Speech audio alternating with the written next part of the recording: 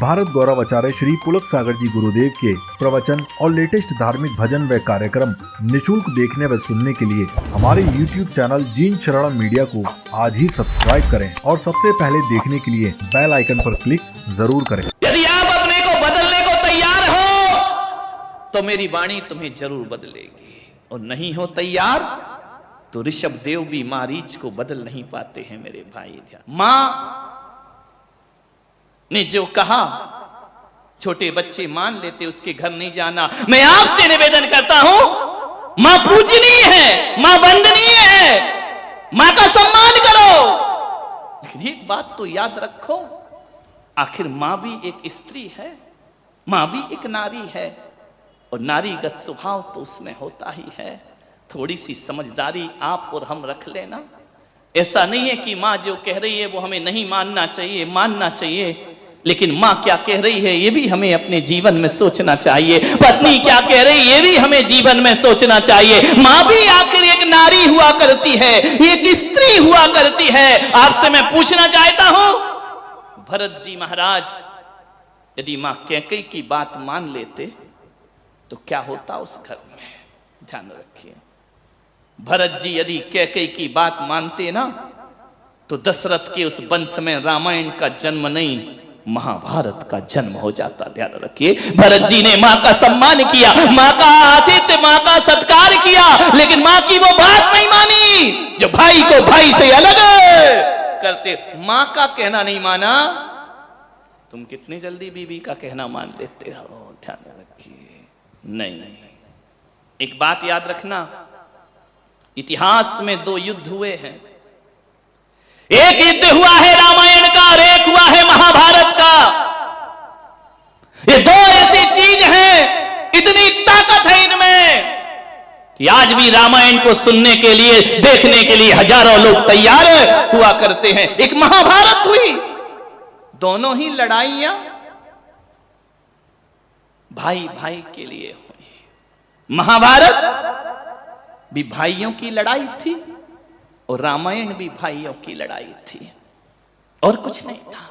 यहां कुछ वकील बैठे होंगे, यदि मैं उन वकीलों से निवेदन करता हूं कि जाके अदालतों में देखना, आज हिंदू मुस्लिम के अलग अलग धर्मों के इतने झगड़े वाले केस अदालतों में नहीं होंगे जितने भाई भाई के केस अदालतों में पड़े हुए हैं, जितने परिवार के केस अदालतों में पड़े हुए हैं। भाई भाई के झगड़े हैं, ध्यान रखना।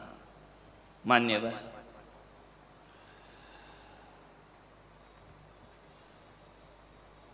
सोचना है आपको,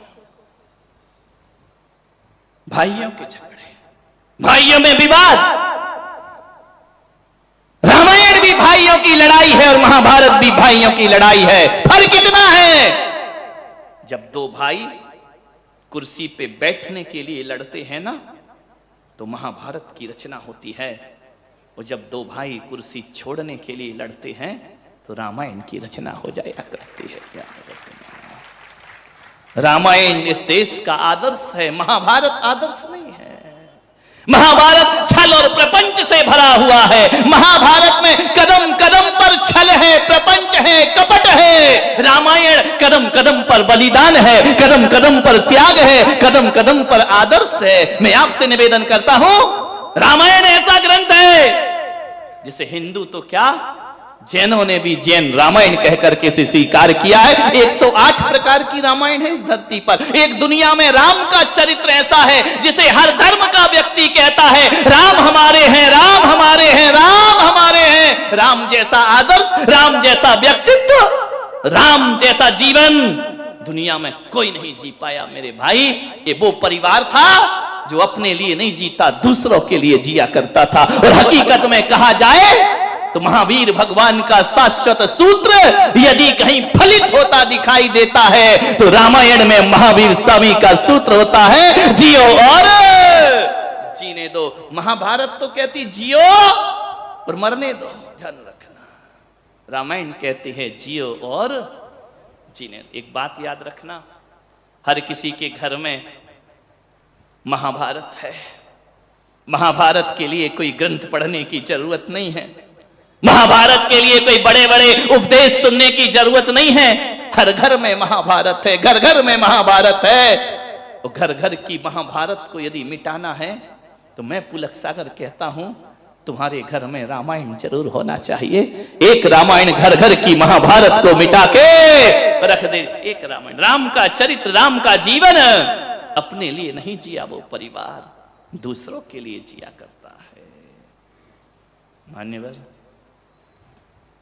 घर किसे कहते हैं? रुपए पैसे से मकान बनता है, दौलत से मकान बनता है, दौलत से घर नहीं बनता है। एक बात याद रखना, मकान बनाया जाता है और घर बसाया जाता है। घर मकान बनाने के लिए पैसों की जरूरत पड़ती है और घर बसाने के लिए प्यार की जरूरत पड़ती। आज मकान बहुत है, इस सूरत की जिस गली में निकल जाओ, जो पहले यहां रहते थे ना, चले गए बेसू।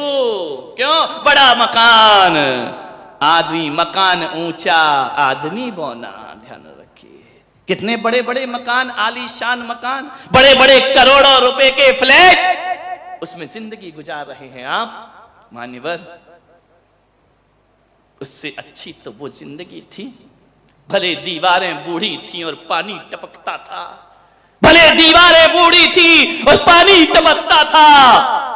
हकीकत में कहूं, साथ रहने का सुकून तो वहीं बरसता था।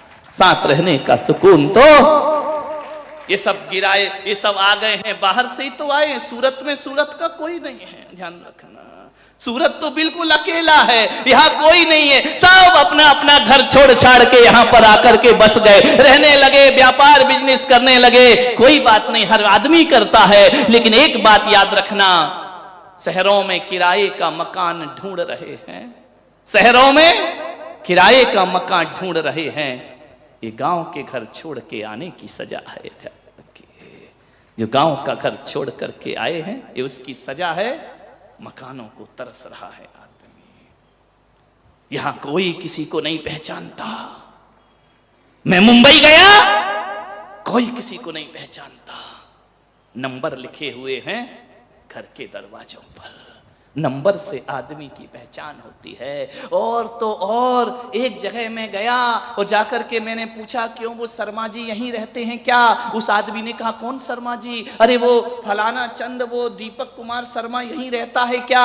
बोले हम नहीं जानते हैं कौन शर्मा यहाँ रहता है। थोड़ी देर बाद मैंने, वो एक आदमी मेरे साथ चल रहा था, बोले ऐसे दीपक शर्मा बहुत रहते हैं मुंबई में, उनकी कुछ पहचान बताओ। बाजू में चलने वाले ने कहा, वो जिनके घर में बड़े बड़े कुत्ते हैं, वो शर्मा जी यहां रहते हैं। अरे उनको तो हम जानते हैं। वाह रे आदमी, तेरी पहचान कुत्तों से हो गई, तेरी पहचान जानवरों से हो गई, तेरी अपनी खुद की कोई पहचान नहीं बची है। ध्यान रखना, पहले के घरों में जाते थे, लिखा रहता था स्वागतम, लिखा रहता था अतिथि देवो भवो। अब जाओ तो लिखा रहता है कुत्तों से सावधान। यहां तक भी ठीक है, कुत्तों से सावधान। एक घर में तो लिखा था सावधान, यहां कुत्ते रहते हैं। मैंने माथा ठोक लिया अपना, कुत्ते रहते हैं बोले यहां। ध्यान रखना मान्यवर,